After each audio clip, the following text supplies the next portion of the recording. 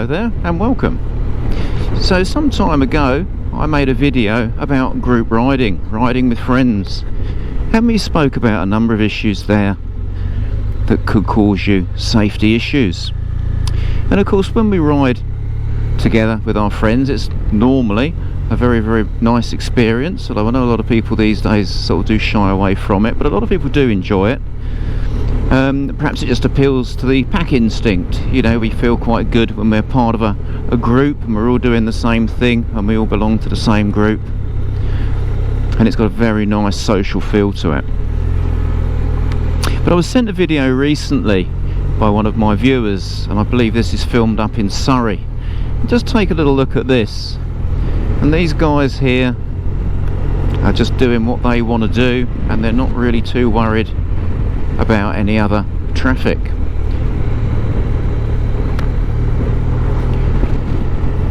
Of course we know that you can't stop the traffic unless you're authorised to do so, and traffic rules do apply if you're gonna ride in a group of motorcycles. You should be stopping at stop signs, giving way, but very often they don't. And I'm very aware of several occasions over the years where at these big motorcycle meets people have been riding together in groups and they've collided with very serious consequences.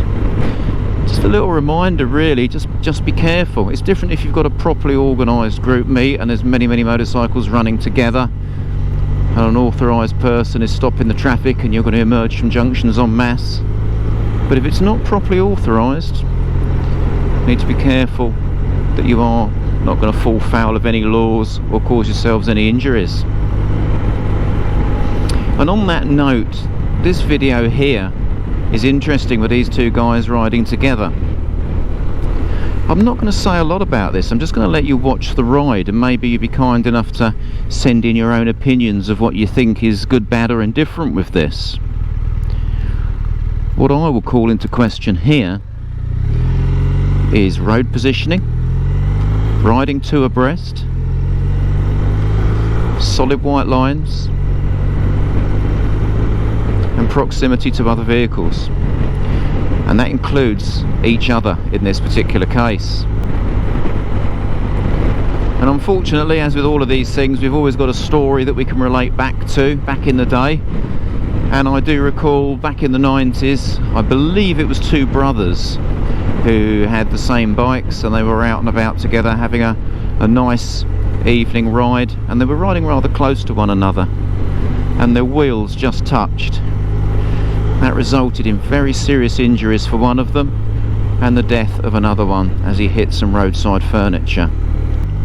And riding very close to another motorcycle is not a very wise thing to do. And I do remember years ago I was out with somebody I knew. I was doing 60 mile an hour on a national speed limit road, and I suddenly had a sixth sense. I looked to my left and there he was undertaking me. Never rode with him again.